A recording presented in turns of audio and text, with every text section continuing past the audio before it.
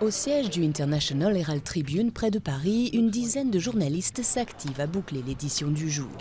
En 125 ans d'existence, le quotidien le plus américain de Paris en a vu passer des événements historiques, comme ici le naufrage du Titanic. Nous sommes vraiment le premier journal qui a pris sur lui d'expliquer les événements du monde à l'élite mondiale.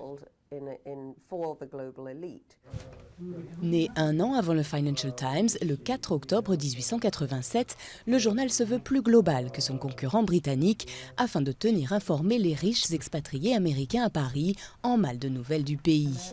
Longtemps constitué d'une compilation de différents journaux américains, remaniés pour un public international, le journal est depuis 2003 la propriété du seul New York Times.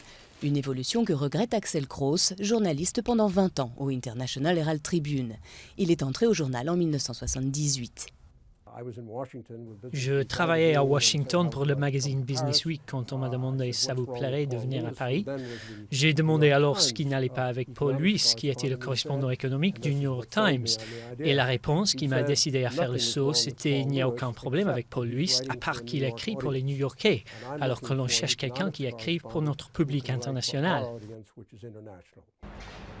Le International Herald Tribune est aujourd'hui vendu dans 160 pays. Sur ses 225 000 tirages quotidiens, 40% s'écoulent sur le marché asiatique. 1 sur 10 est encore acheté en France. En lendemain de Fashion Week, on va chercher les résumés des défilés des autres maisons, mais aussi de la nôtre, du coup pour voir ce que les journalistes en ont pensé et tout ça.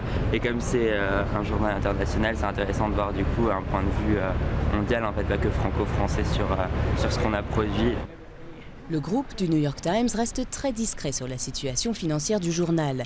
Il serait déficitaire selon de nombreux spécialistes des médias.